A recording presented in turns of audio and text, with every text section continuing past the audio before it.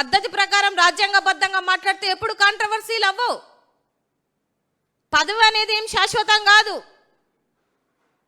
ఇవాళ పదవుల్లో ఉన్నోళ్ళు రేపొద్దున మాజీలు అవుతారు.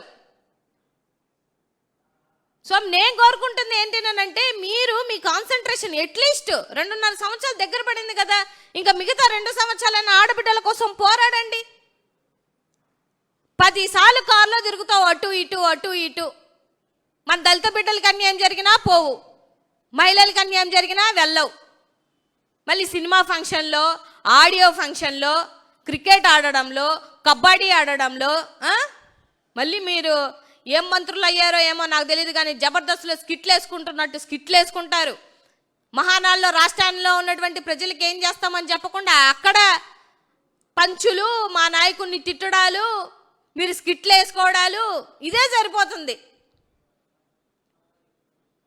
అంటే ఒక్కసారి ఉన్నప్పటికీ కూడా రాజ్యాంగంతో విలువలు కూడినటువంటి పదవులలో ఉన్నప్పుడు జనాలు మెచ్చే విధంగా ఉండాలి. ఇవాళ పీకల్లోతుగా ఎంత రెడ్ బుక్ రాజ్యాంగం అనేది ఇవాళ ఉంటుందో కూడా ఒకసారి ఆలోచించాలి. జర్నలిస్టుల మీద కేసులే, రాజ్యాంగబద్ధంగా ఆర్టికల్ 19 ప్రకారం మాట్లాడుతున్న వాళ్ళ మీద కేసులే, కార్యకర్తల మీద, మా కార్యకర్తల మీద కేసులే. ఇవాళ జరుగుతున్నటువంటి విషయాలు కేవీఆర్ గారిని కూడా పాపం హైదరాబాద్ నుంచి ఎట్లంటే ఒక మనిషిని, ఒక జర్నలిస్టుని లాక్కొచ్చినట్టు లాక్కొని రాలేదు వాళ్ళు. వాళ్ళ భార్యని, సతీమణిని కూడా చెయ్యి పట్టి లాగుతున్న తీరు చూస్తే అసలు మనం ఆంధ్ర రాష్ట్రంలో ఉన్నామా, బీహార్లో ఉన్నామా అన్నటువంటి పరిస్థితులు ఉన్నాయి.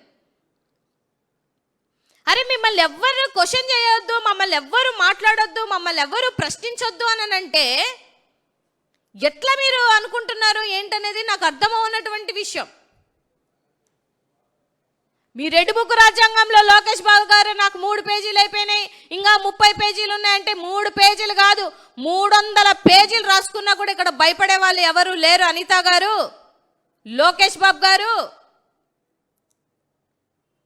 మనం ఏదైతే విద్దుతామో రాబో రోజులలో అదే ఫలిస్తుందన్న విషయాన్ని గుర్తుపెట్టుకోవాలి తమరు. అనిత గారిని, లోకేష్ బాబు గారిని రాబో రోజులలో జగన్మోహన్ రెడ్డి గారి బిడ్డల్ని, జగన్మోహన్ రెడ్డి గారి తల్లిని, అలాగే భార్యని అయినటువంటి భారతమ్మని మాట్లాడినప్పుడు మిమ్మల్ని కూడా ఏదో ఒక రోజు, అంటే మా ప్రభుత్వం వచ్చిన రోజు ఉమెన్ కమిషన్ ముందు నిల్చోబెడతామన్న విషయాన్ని గుర్తుపెట్టుకోండి. మీరు మాత్రం తప్పుడు మాటలు మాట్లాడాలి, మళ్ళీ వచ్చినేమో మమ్మల్ని ప్రశ్నించండి, కానీ రాజ్యాంగబద్ధంగా ప్రశ్నించండి. మరి గతంలో మనం చెప్పులు చూపించిన రోజు, గతంలో వేలు తీసేస్తాం, కాళ్ళు తీసేస్తాం, తాట తీస్తాం, తోలు తీస్తాం, తొక్క తీసేస్తాం, నార తీస్తాం, ఇన్ని మాటలు మాట్లాడిన రోజు మరి అవన్నీ రాజ్యాంగబద్ధంగా మాట్లాడినటువంటి మాటలేనా మరి? సో మనము ఒకరికి నీతులు చెప్పడం కాదు, మనం కూడా పాటించాలి. మీ విషయాల్లో కూటమి ప్రభుత్వంలో ఏంటంటే నీతులు చెప్తారు కానీ పాటించరు. ఇప్పుడు ఈ ఆంధ్ర రాష్ట్రంలో దగ్గరగా 20 మంది దళితుల్ని చంపేశారు. తెలుసా పోనీ నీకు ఆ లిస్ట్ ఉందా? అసలు నాకు తెలియక అడుగుతాను అనితక్క, అసలు రివ్యూ మీటింగ్లు పెడతావా నువ్వు? పెట్టవులే. అసలు ఏం జరుగుతుందో నీకు ఎలా తెలుస్తుంది? రీసెంట్గా జరిగినటువంటి మందా సల్మాన్ కానీ, అదేవిధంగా క్రాంతి కానీ, అదేవిధంగా కర్నూల్లో మాలగంగమ్మ, జస్ట్ ఎగ్జాంపుల్గా నీకు 3 కేసులు, నాకు మనం ముందు ఈ 2-3 మంత్స్ జరిగినటువంటి కేసులు చెప్తున్నాను. నాకు తెలిసి ఈ కేసులు కూడా ఆవిడికి తెలియదు. ఎవరైనా ఉంటే మీడియా వాళ్ళు వెళ్ళి ఆవిడని అడగండి, హూ ఇజ్ ఇట్ అంటది. అంటే అంత నిర్లక్ష్యం. అసలు నీ శాఖలో ఏం జరుగుతుందో కూడా నీకు తెలియట్లా. అన్నీ మాట్లాడతావు, ఏది నీకు సంబంధించలేనటువంటి శాఖల కోసం, అన్ని శాఖల కోసం నువ్వే మాట్లాడుతున్నావు వచ్చి, కానీ నీ శాఖ కోసం మాత్రం ఎప్పుడూ మాట్లాడవు. కానీ మా జగన్మోహన్ రెడ్డి గారి కోసం తిట్టడానికి మాత్రం ఓపిక తెచ్చుకొని మరీ మాట్లాడతావు. చెప్తున్నాను అనిత గారు, జగన్మోహన్ రెడ్డి గారిని కానీ వాళ్ళ కుటుంబంలో ఉన్న వాళ్ళని కానీ అర్రే ఒర్రే తరే అని నోటికొచ్చినట్టు మాట్లాడితే మాత్రం ఊరుకునే ప్రసక్తి లేదు.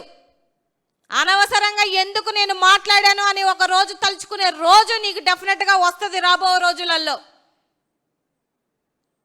మర్యాద అనేది ఇచ్చి పుచ్చుకోవాలా. Give respect and take respect అంటారు పెద్దలు. 1,000 ఇటు చూపిస్తే 4,000 మనకు చూపిస్తాయని మీకు అర్థం కావాలా. అధికారం ఉంది కదా, నాకు నచ్చినట్టు మాట్లాడతాను, అన్ని ఇష్టం వచ్చినట్టు మాట్లాడాక దళిత కార్డు వాడుకుంటాను అని అంటే చెల్లేదేం లేదు. చట్టానికి ఎవరు చుట్టాలు కాదు, అందరూ చట్టం ముందు నిల్చోవాల్సిందే ఏదో ఒక రోజు. సో బానే అన్ని కేసుల మీద అన్నిటి మీద కాసులు వచ్చేస్తున్నాయి కాబట్టి అనితక్క, మరి ఎన్ని కేసులు మనం తప్పిస్తున్నామో, ఎన్ని కేసుల మీద ఎవరిని బలి చేస్తున్నామో, ఎన్ని కేసుల మీద మనకు డబ్బులు వస్తున్నాయో, రాబో కాలంలో మనకి ఒకవేళ సీట్ ఇవ్వకపోయినా కూడా 2-3 తరాలు సరిపోయేంత బాగా సంపాదించుకున్నావు అని నేను అన్నట్ల. మన పాయకరావుపేటలో ఉన్నటువంటి ప్రజలు అంటున్నారు, మనం దోచుకుంటున్నటువంటి, దగా చేస్తున్నటువంటి, దోపిడీ చేస్తున్నటువంటి విషయాలన్నీ బయటకు వస్తున్నాయి. సో కాస్తైనా సరే విలువలతో కూడినటువంటి రాజకీయం చెయ్యి. ఫస్ట్ ఆఫ్ ఆల్ వెళ్ళి ఆ 70,000 సీసీ క్యామ్లు పనిచేస్తున్నాయా లేదా ఎంక్వైరీ అన్నా చెయ్యి. వీటన్నిటికీ కారణం లాకప్ డెత్ అయ్యి ఒక మనిషి చచ్చిపోయాడనంటే దానికి మెయిన్ రీజన్ ఎవరయ్యా అంటే అది నువ్వే. నువ్వు మాత్రం తప్పించుకొని పాపం అమాయక ప్రజల్ని బలి చేస్తానన్నావు. ఒక్కసారిగా మీవి సిపివి అందరివి కాల్ హిస్టరీలు చేస్తే ఎవరు దొంగలు ఎవరు దొరలు అనేది అర్థమైపోతుంది. సో రాష్ట్రంలో ఉన్నటువంటి మహిళల పక్షాన ఇకనైనా నువ్వు పోరాడతావని నేను మనస్ఫూర్తిగా కోరుకుంటున్నా. రాష్ట్రంలో ఉన్నటువంటి ఆడబిడ్డలు చంపి డ్రమ్ములలో పెడుతుంటే నీకు చలనం, చీమ కొట్టినట్టు కూడా నీకు చలనం లేదు. అట్లీస్ట్ ఆ చలనం అన్న తెచ్చుకో. తల్లులు పడుతున్నటువంటి ఆవేదన నీకు కనిపించట్ల. నువ్వు ఒక తల్లివే కాబట్టి ఆ బిడ్డల యొక్క, తల్లుల యొక్క కోల్పోతే ఆ కడుపు కోత ఏంటో నీకు తెలియాలని ఈ సందర్భంగా చెప్తున్నా. ఏది ఏమైనా కూడా లా అండ్ ఆర్డర్ని తప్పించి పోలీస్ డిపార్ట్మెంట్ని భ్రష్టు పట్టించి పోలీస్ డిపార్ట్మెంట్కే మాయని మచ్చగా మారినటువంటి హోంమంత్రి అనిత గారు ఎట్టి పరిస్థితుల్లో మీరు రాజీనామా చేయాల్సిందే. లాకప్ డెత్లో విషయంలో కూడా మీరు దానికి మాత్రం తప్ప మిగతా అన్నిటికీ ప్రెస్ మీట్లు పెడుతున్నారు. చేతనైతే లాకప్ డెత్ చేసినటువంటి సాయి కృష్ణ విషయంలో కానీ, క్రాంతి విషయంలో కానీ, కర్నూలులో జరిగినటువంటి విషయంలో కానీ, శ్రీకాకుళంలో జరిగినటువంటి విషయంలో కానీ, విజయనగరంలో జరిగినటువంటి విషయంలో కానీ, లాకప్ డెత్ అయ్యి బాడీలు కూడా దొరకనటువంటి ప్రతి ఒక్క ఇష్యూ మీద దమ్ముంటే చేతనైతే మీరు ప్రెస్ మీట్ పెట్టగలుగుతారా? నిన్నేదో చూశాను, వీడియోలు చూపించమంటారా అని అంటున్నారు. అలాగే చూపిద్దామక్క అనిత గారు.